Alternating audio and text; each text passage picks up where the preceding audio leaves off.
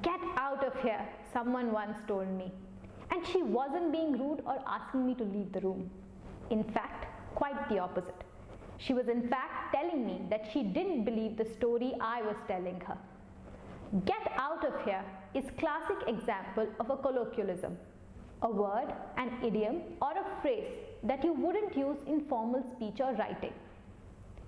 They are a very important part of conversations and interactions. Advanced speakers of English are very comfortable with colloquialisms, and they know when it is appropriate to use them.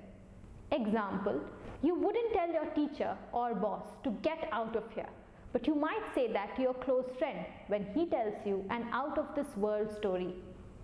Are you familiar with any colloquialisms? Are you going nuts trying to think of some? In a typical day at the office, someone might tell you that he can't get his head around the problem, meaning that he can't understand it. Your boss might tell you to act before an issue gets out of hand or out of control. Maybe it's crunch time, a time when everyone is called upon to work extra hard. Maybe you wanted to tell your boss that you don't like working with him, and you finally get it out of your system. Be careful how you do that though, or you'll be pounding the pavement or looking for a new job. Now, there are so many colloquialisms that it is not often easy to pick them up. I suggest a couple of different ways to pick them up. The first is to read informal writing. A typical paperback novelist, say a Chetan Bhagat or John Grisham, who writes in everyday English, uses a number of colloquialisms. This is a great place to start. The second is to watch movies and, more importantly, TV shows in English.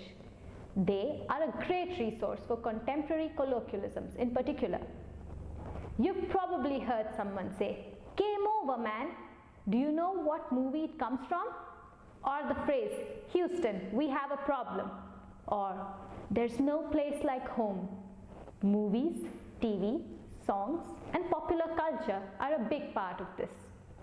Of course, the most important way is to actually go out and use these words and phrases in everyday life. You heard a few new ones today.